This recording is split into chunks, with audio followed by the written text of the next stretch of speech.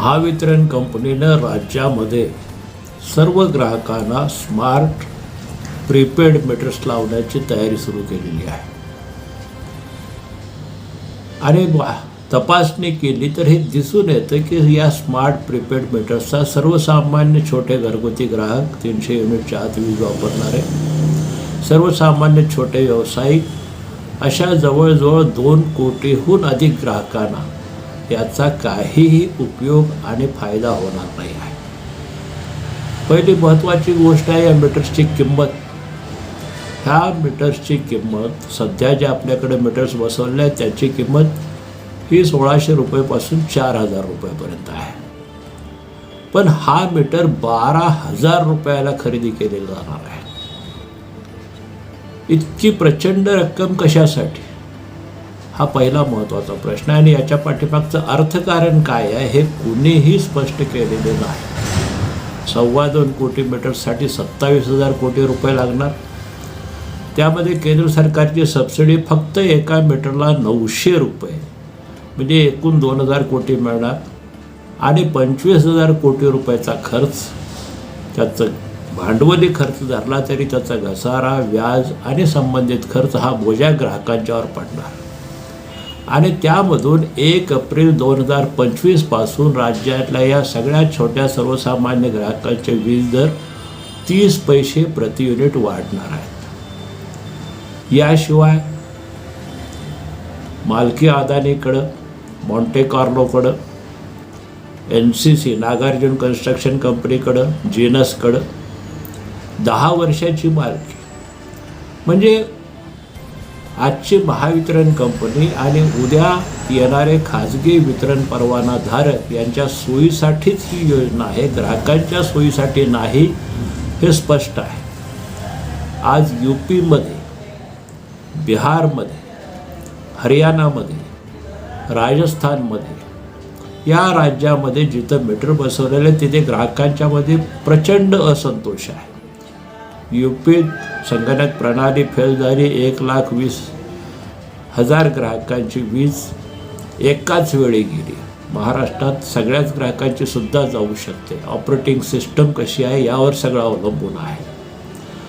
UP, Bihar, Haryana तिन्ही राज्यामध्ये बिलं आर्बिट्ररी येतात, दुप्पट तिप्पट येतात, ह्या तक्रारी आहेत. राजस्थानच्या लोकांनी तर हे मीटर स्वीकारले असले तरीसुद्धा पोस्टपेड प्रणालीच चालू ठेवलेली आहे. आणि महाराष्ट्रात सुद्धा आता निवडणुका तोंडावर आहेत म्हणून हे सरकार म्हणते की पोस्टपेड चालू ठेवू. पण हा डाव आहे फसवणुकीचा. हा पैसा ग्राहकांच्या हितासाठी नाही तर या कंपन्यांच्या हितासाठी आहे. ही खाजगीकरणाची वाटचाल आहे, हे आपण लक्षात घेतलं पाहिजे. त्याचा हा एक टप्पा आहे. महावितरणमधले कमीत कमी 20,000 अकाउंट आणि बिलिंगमधले कमी होणार आहेत रोजगार. ही सगळी वाटचाल केंद्र सरकारचं जे मुळातलं धोरण आहे, या वीज कायद्याच्या अनुषंगानं ग्राहकांना आता सेवा म्हणून वीज द्यायची नाही, तर वीज ही एक विक्रीची वस्तू राहील आणि ग्राहक खरेदीदार राहील. आणि उद्याच्या काळामध्ये ह्या सगळ्या सेवेची संपूर्ण जबाबदारी झटकून देऊन ती बाजार केंद्रित करायची या दिशेने वाटचाल चालू आहे. याला आमचा ठाम आणि स्पष्ट विरोध आहे. महाराष्ट्र वीज ग्राहक संघटनेच्या वतीनं आम्ही राज्यामधले सर्व राजकीय पक्ष, नेते, कार्यकर्ते, सर्व वीज ग्राहक संघटना, सर्व वीज ग्राहक क्षेत्रातील जाणकार, समाजसेवी संघटना, औद्योगिक संघटना, आम्ही सर्वांना जाहीर आवाहन करतो आहोत की सर्वसामान्य ग्राहकांचे तक्रार आणि हरकती नोंदवाव्यात. कारण ग्राहकांना कोणता मीटर वापरावा याचे संपूर्ण अधिकार त्या ग्राहकाला आहेत. वीज कायद्यातल्या कलम 47 प्रमाणे मीटर निवडण्याचं स्वातंत्र्य ग्राहकाचं आहे. त्यामुळं मला हा मीटर नको आहे, मी हा मीटर घेणार नाही, ही पहिली मागणी.